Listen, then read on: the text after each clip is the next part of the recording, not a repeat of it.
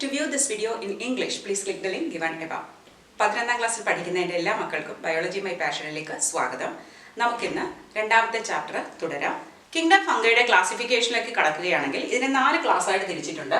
ഫൈക്കോമൈസീസ്, ആസ്കോമൈസീസ്, ബസിഡിയോമൈസീസ് and ഡ്യൂറ്റീറോമൈസീസ്. അപ്പോൾ എല്ലാം end ചെയ്യുന്നത് മൈസീഡ്സിലാണ്. കാരണം ഇതിൻ്റെ സ്റ്റഡി ഓഫ് ഫംഗസിനെ നമ്മൾ മൈക്കോളജി എന്നാണ് പറയുന്നത്. മൈക്കോളജിസ്റ്റാണ് ഇത് സ്റ്റഡി ചെയ്യുന്നത്.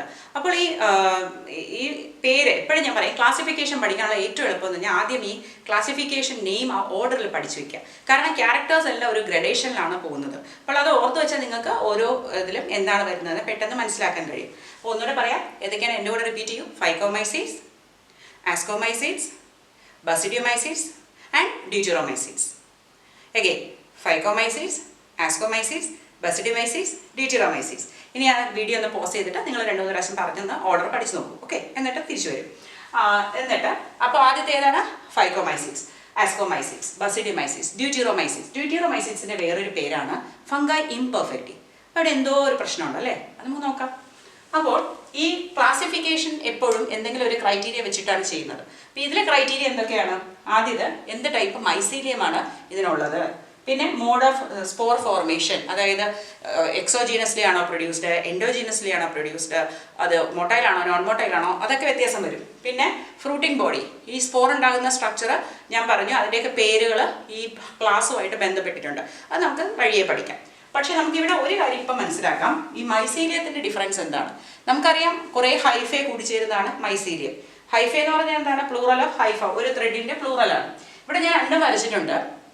ആദ്യത്തേത് ഒരു ഫിലമെൻ്റ് ആണ് വിത്ത് സെൽ വോൾ. ഓക്കെ, ഒന്നുകൂടി സെൽ വോൾ ഉണ്ടാക്കിയിരിക്കുന്നത് എന്തുകൊണ്ടാണ്? Chitin and polysaccharide. അപ്പോൾ ഇവിടെ ഈ സൈറ്റോപ്ലാസത്തിനകത്ത് കുറേ ന്യൂക്ലിയസ് കാണുന്നുണ്ട് അല്ലേ? ഇതെല്ലാം കൂടെ ഒരൊറ്റ ചേംബറിലാണ്. ഓക്കെ, അതേസമയം ഇവിടെ വരുമ്പോൾ ഈ സൈറ്റോപ്ലാസത്തിൽ ന്യൂക്ലിയസ് ഉണ്ട്, ഓരോന്നിൻ്റെ ഇടയ്ക്ക് ഒരു വോളുണ്ട് അല്ലേ? ആ വോളിനെ നമ്മൾ പറയുന്നത് സെപ്റ്റം എന്നാണ്. നമ്മൾ ഇതിനു മുമ്പ് സെപ്റ്റം എന്നുള്ള വേർഡ് കേട്ടിട്ടുണ്ടോ? തീർച്ചയായും. നമ്മുടെ ഹൃദയത്തിൻ്റെ സ്ട്രക്ചർ പഠിച്ചപ്പോൾ ആ ലെഫ്റ്റ് റൈറ്റ് ചേമ്പേഴ്സിനെ സെപ്പറേറ്റ് ചെയ്യുന്ന ക്രോസ് വോളിനെയാണ് സെപ്റ്റം എന്ന് പറയുന്നത്. അതുപോലെ നമുക്ക് മൂക്കിനകത്ത് സെപ്റ്റമാണ്, നേസൽ സെപ്റ്റം. ഓക്കെ, സെപ്റ്റം എന്ന് പറഞ്ഞാൽ എന്താണ്? ഒരു ക്രോസ് വോൾ, ഡിവൈഡ് ചെയ്യുന്ന വോളാണ്. അപ്പോൾ ഇവിടെ സെപ്റ്റേറ്റ് എന്ന് പറയാം. സെപ്റ്റം ഇല്ല, ഇവിടെ എന്താണ്? സെപ്റ്റേറ്റ്. സെപ്റ്റം ഉണ്ട്, ഇനി അങ്ങോട്ട് എല്ലാത്തിനും സെപ്റ്റം ഉണ്ട്. അപ്പോൾ ഓർത്ത് വയ്ക്കുക, ഫൈക്കോമൈസീഡ്സിന് മാത്രം സെപ്റ്റം ഇല്ല, പാവം. അപ്പോൾ ഫൈക്കോമൈസീഡ്സിൽ എത്ര ന്യൂക്ലിയസ് ഉണ്ട്? എല്ലാ ന്യൂക്ലിയസും കൂടി ഒരേ ഇതിൽ കിടക്കുകയാണ് അല്ലേ? അപ്പോൾ നിങ്ങൾ ഓർത്ത് നോക്കൂ, ഒരു വലിയ ഹോള്, സെപ്പറേഷനൊന്നുമില്ല. നിങ്ങൾ ഓരോ സ്ഥലത്തും ഓരോ ആക്ടിവിറ്റീസിൽ ഒരു കാർണിവലൊക്കെ നടക്കുന്നതെന്ന് വിചാരിക്കുക. ഓരോ സൈഡിൽ ഓരോ സാധനങ്ങളൊക്കെ നടക്കുകയാണ് അല്ലേ? അപ്പോൾ അവിടെ ഒരു സെപ്പറേഷനൊന്നുമില്ല. അപ്പോൾ അങ്ങനെ ആകുമ്പോഴാണ് നമ്മൾ അതിനെന്ത് പറയും? അപ്പോൾ എല്ലാ ന്യൂക്ലിയസും ഒരൊറ്റ ഫിലമെൻറ്റിനകത്ത് ആണ്. അപ്പോൾ അതിനെ നമ്മൾ സീനോസൈറ്റിക് എന്ന് പറയും. Coenocytic means multi nucleate condition. ഇനി ഇതിലേക്ക് വരുമ്പോഴോ ഇവയ്ക്കെല്ലാം ക്രോസ് വോൾ ഉണ്ട്, നമ്മൾ സെപ്പറേറ്റ് റൂം പാർട്ടീഷൻ ചെയ്യുന്ന പോലെ. അതെല്ലാം പ്രൈവസി ഉണ്ട്. അപ്പോൾ ഇവിടെ ഓരോന്നിനകത്താണ്. അപ്പോൾ ഇതെന്താണ്? Unique nucleate. അപ്പോൾ 2 കാര്യങ്ങൾ ഒന്നിച്ച് പറയാം. സെപ്റ്റേറ്റ് ആണെങ്കിൽ അതിൻ്റെ ഒപ്പം വരുന്ന എന്താ? സീനോസൈറ്റിക്. സെപ്റ്റേറ്റ് ആകുമ്പോൾ യൂണി ന്യൂക്ലിയേറ്റ്. ഇവരെല്ലാം സെപ്റ്റേറ്റ്, ഇവർ 3 പേരും ഒരു കൂട്ടാം. എന്നാലും ഇതിനെ ഇത്തിരി ഒരു പുറത്താക്കും, എന്നാൽ ഇവർ 2 പേരും നല്ല കൂട്ടാം. ഇയാളാണ് ഒറ്റപ്പെട്ടു പോയത് അല്ലേ? ഇതാണ് ആദ്യത്തെ ഫംഗസ്. അപ്പോൾ സെപ്റ്റം ഒന്നുമില്ല, പാവം, മുറിയൊന്നും ഉണ്ടാക്കാൻ പറ്റില്ല, ഒരൊറ്റ വലിയ ഹോളേ ഉള്ളൂ. അതേസമയം ഇങ്ങോട്ട് വന്നപ്പോഴേക്കും മുറിയൊക്കെ ഉണ്ടാക്കി സെപ്പറേറ്റ് ആയി തുടങ്ങി. ഓക്കെ, സോ ഇതാണ് ഫംഗസിൻ്റെ ക്ലാസിഫിക്കേഷൻ. ഇനി നമുക്ക് ഓരോന്നായിട്ട് ഡീറ്റെയിൽ ആയിട്ട് പഠിക്കാം. ഫൈക്കോമൈസീസിനെ കുറിച്ച് പഠിക്കാം. ഇവ പ്രധാനമായിട്ടും അക്വാട്ടിക് കണ്ടീഷനിൽ കാണാം, വെള്ളത്തിൽ കാണാം, അല്ലെങ്കിൽ ഡാംപ് ആയിട്ടുള്ള നനവുള്ള മണ്ണിലും, അല്ലെങ്കിൽ ഡീക്കേയിങ് ആയിട്ടുള്ള ഈ അഴുകുന്ന സാധനങ്ങൾ, അല്ലെങ്കിൽ തടിയൊക്കെ കിടക്കുന്ന കല്ലൊക്കെ ഉള്ള, പിന്നെ പാരസൈറ്റ്സിലായിട്ട് പ്ലാന്റ്സിൽ പാരസൈറ്റായിട്ട് കാണുന്നുണ്ട്. പിന്നെ ഇവരുടെ ബോഡി നമ്മൾ പറഞ്ഞു, മൈസീലിയം എന്താണ്? സെപ്റ്റേറ്റ് ആണ്, സെപ്റ്റം ഇല്ല. അതുകൊണ്ട് തന്നെ അത് മൾട്ടി ന്യൂക്ലിയേറ്റ് ആണ്. അതുകൊണ്ട് നമ്മൾ എന്ത് വിളിക്കും? സീനോസൈറ്റിക്. പിന്നെ എസെക്ഷൽ സ്പോസ്, സൂസ്പോസും എപ്ലാനോസ്പോസും ഉണ്ട്. ഇത് തമ്മിലുള്ള വ്യത്യാസം എന്താണെന്ന് ഓർത്ത് നോക്കിയേ. സൂസ്പോസ് മൊട്ടൈലാണ്, എപ്ലാനോസ്പോസ് നോൺ മൊട്ടൈലാണ്. ഇവർ തമ്മിലുള്ള സിമിലാരിറ്റി എന്താ? അവർ രണ്ടുപേരും എൻഡോജീനസ്ലി പ്രൊഡ്യൂസ്, അതായത് സ്പൊറാഞ്ചിയം എന്നൊരു സ്ട്രക്ചറിനകത്താണ് ഇത് പ്രൊഡ്യൂസ് ചെയ്യുന്നത്. അതേസമയം സെക്ഷൽ റീപ്രൊഡക്ഷനിലേക്ക് വരുമ്പോൾ ഗ്യാമീറ്റ്സ് എന്തൊക്കെയാകാം? ഐസോഗ്യാമസ് ആവാം, അനൈസോഗ്യാമസ് ആകാം, അല്ലെങ്കിൽ ഊഗ്യാമസ് ആകാം. Now let's see how the sexual reproduction is happening. So first what happens is, ഇനി നമുക്ക് ഇതിൽ എങ്ങനെയാണ് സെക്ഷൽ റീപ്രൊഡക്ഷൻ നടക്കുന്നതെന്ന് നോക്കാം. 2 കോമ്പാറ്റിബിൾ ആയിട്ടുള്ള മേറ്റിംഗ് ടൈപ്പ് ആയിട്ടുള്ള ഹൈഫെ ഒന്നിച്ച് വരും. ഓക്കെ, അടുത്തടുത്ത് വരും. അപ്പോൾ ഇതിനകത്ത് ന്യൂക്ലിയസ് ഉണ്ട്, ഇതിനകത്ത് കുറേ ന്യൂക്ലിയസ് ഉണ്ട്. എന്നിട്ട് ഇതിനെ നമ്മൾ ഒന്നിനെ പ്ലസ് എന്നും ഒന്നിനെ മൈനസ് എന്നും വിളിക്കുന്നു. മെയില് ഫീമെയിൽ എന്നുള്ള ഡിഫറൻസ് ഇല്ല, അതുകൊണ്ട് കോമ്പാറ്റിബിൾ മീറ്റിംഗ് ടൈപ്പ് ആയിരിക്കണം, അത് തമ്മിൽ യോജിച്ച് പോകുന്നതായിരിക്കണം. അപ്പോൾ ഇതിൽ നിന്ന് ഇവിടെ നിന്നൊരു ഒരു പ്രോട്യൂബറൻസ് ഉണ്ടാകും, മീൻസ് ഒരു ഔട്ട് ഗ്രോത്ത്, ചെറിയൊരു ബൾജിങ്. ഇവിടെ നിന്നും ഒരു ബൾജിങ് ഉണ്ടാകും. അപ്പോൾ എന്ത് ചെയ്യും? ഈ ന്യൂക്ലിയസ് ഇതിനകത്തോട്ട് കയറും. ഓക്കെ, ഒരു ന്യൂക്ലിയസേ വരുള്ളൂ. അപ്പോൾ ഈ സ്ട്രക്ചറിനെ പറയുന്ന പേരാണ് പ്രോഗ്യാമെറ്റാഞ്ചിയ. ഇതൊന്നും ഡീറ്റെയിൽ ആയിട്ട് ഈ വേർഡ്സ് ഒന്നും NCERT കൊടുത്തിട്ടില്ല. അപ്പോൾ NCERT പഠിക്കുന്ന കുട്ടികളാണെങ്കിൽ അതിലുള്ളത് മാത്രം നോക്കിയാൽ മതി. ഇത് കുറച്ചും കൂടെ നീറ്റ് ലെവലിലോട്ട് വേണ്ടതാണ്. ഈ പ്രോഗ്യാമെറ്റാഞ്ചിയ എന്ന് വന്നതിന് ശേഷം എന്ത് പറ്റും? ഇവിടെ ഒരു സെപ്റ്റം ഉണ്ടാകും അല്ലേ? ഈ സെപ്റ്റം ഉണ്ടാകുമ്പോൾ എന്താ സംഭവിക്കുക? ഇത് സെപ്പറേറ്റ് ആയി കഴിഞ്ഞു. അപ്പം നമ്മളതിനെ ഗ്യാമെറ്റാഞ്ചിയ എന്ന് പറയുന്നു, അതായത് ഗ്യാമീറ്റ്സ്. ഇനി എന്താ പറ്റുന്നത്? ഇത് രണ്ടും കൂടെ അങ്ങ് ഫ്യൂസ് ആവും. ഈ ഗ്യാമെറ്റാഞ്ചിയ ഫ്യൂസ് ആവും. അപ്പം നമ്മൾ അതിനെന്താ പറയുന്നത്? പ്ലാസ്മോഗ്യാമി അല്ലേ, ആദ്യത്തെ സ്റ്റേജ്. അപ്പോൾ ഇവിടെ എന്തുണ്ടാവും? 2 ന്യൂക്ലിയസ് ഉണ്ടായിരിക്കും. ആ സ്റ്റേജിന് നമ്മൾ പറയുന്നത് എന്താണ്? ഡൈകാരിയോൺ. ഈ ഡൈകാരിയോൺ ഉടനെ തന്നെ ഫ്യൂസ് ചെയ്ത് ഈ സ്ട്രക്ചറിനെ നമ്മൾ പറയുന്ന പേരാണ് ഡിപ്ലോയിഡ് സൈഗോട്ട് അല്ലേ? ഇതൊരു സൈഗോട്ടാണ്. ഇനി എന്താ സംഭവിക്കുന്നതെന്ന് വെച്ചാൽ ഈ സൈഗോട്ട് ഇവിടെ ഉണ്ടായി കഴിഞ്ഞു. ഇതൊരു 2 ഹൈഫയാണ്. ഇതിൻ്റെ ഇടയ്ക്ക് ഒരു സൈഗോട്ട് ഉണ്ടായി. ഈ സൈഗോട്ട് ഒരു തിക്ക് വോളം ഉണ്ടാക്കും. ഓക്കെ, അപ്പോൾ നമ്മൾ ഇതിനെ വേറൊരു പേര് വിളിക്കും, സൈഗോസ്പോർ.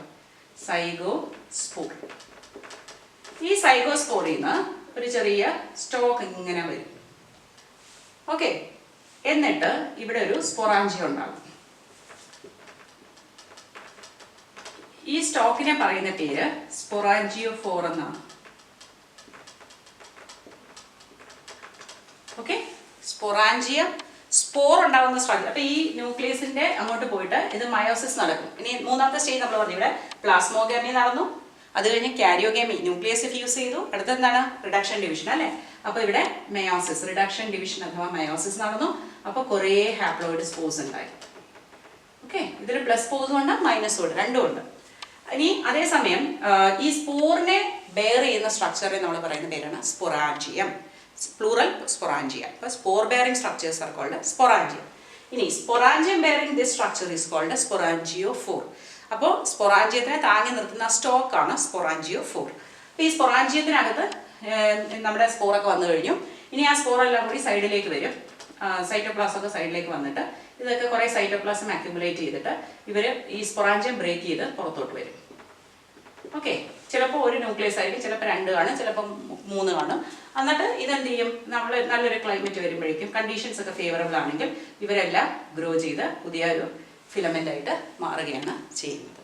അപ്പോൾ ഇത്രയാണ് റീപ്രൊഡക്ഷൻ. ആദ്യം 2 ഹൈഫേ കോമ്പാറ്റബിൾ മേറ്റിംഗ് ടൈപ്പ് ആയിരിക്കണം, പ്ലസും മൈനസും അടുത്തടുത്ത് വരുന്നു. അവ രണ്ടും തമ്മിൽ ചെറിയൊരു ഫ്യൂഷൻ നടക്കുന്നു. ഫ്യൂഷൻ നടന്നിട്ട് ആദ്യം പ്ലാസ്മോഗമി, പ്രോട്ടോപ്ലാസം ഫ്യൂസ് ചെയ്യുന്നു, തുടർന്ന് ന്യൂക്ലിയസ് ഫ്യൂസ് ചെയ്യുന്നു. അത് കഴിയുമ്പോൾ സൈഗോട്ട് ഉണ്ടാകുന്നു. സൈഗോട്ട് എന്നൊരു സ്പൊറാഞ്ചിയ ഉണ്ടാകുന്നു. സ്പൊറാഞ്ചിയത്തിനകത്ത് റിഡക്ഷൻ ഡിവിഷൻ നടന്ന് മെനി സ്പോർസ് ഉണ്ടാകുന്നു.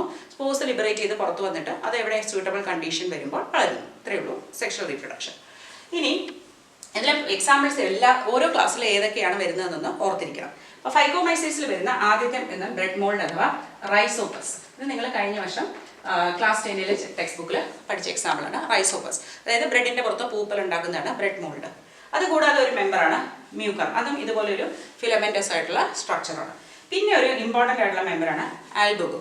ആൽബുഗോ എന്ന് പറയുന്നത് നമ്മുടെ കടുകുണ്ടല്ലോ, മസ്റ്റേർഡ്, കടുകിൻ്റെ ഇലകളിൽ ഒരു ഇൻഫെക്ഷൻ വരുത്തുന്ന ഒരു പാരസൈറ്റാണ് ഈ ആൽബുഗോ എന്ന് പറയുന്നത്. ഇതൊരു പ്ലാന്റ് പാരസൈറ്റാണ്. അപ്പോൾ ഇത്രയാണ് ഓർത്തിരിക്കേണ്ടത്. ബ്രെഡ് മോൾഡ്, റൈസോപ്പസ്, മ്യൂക്കറും ആൽബുഗോ എന്ന പ്ലാന്റ് പാരസൈറ്റ്, മസ്റ്റേർഡ് പ്ലാന്റ്സിനെ അഫക്റ്റ് ചെയ്യുന്നതും ഈ ഗ്രൂപ്പിലാണ് വരുന്നത്. അപ്പോൾ ഫൈക്കോമൈസൈറ്റ്സ് മനസ്സിലായല്ലോ. അപ്പം മനസ്സിലായെങ്കിൽ ഉടനെ തന്നെ നിങ്ങളുടെ ഫ്രണ്ട്സിനൊക്കെ ഷെയർ ചെയ്ത് കൊടുക്കുക, ലൈക്ക് ചെയ്യുക, കമൻറ്റ്സ് എന്തെങ്കിലും സജഷൻ ഉണ്ടെങ്കിൽ കമൻറ്റ് ചെയ്യുക. ഒപ്പം സബ്സ്ക്രൈബ് ചെയ്തിട്ടില്ലെങ്കിൽ തീർച്ചയായിട്ടും സബ്സ്ക്രൈബ് ചെയ്യുക. Thank you for watching biology my passion.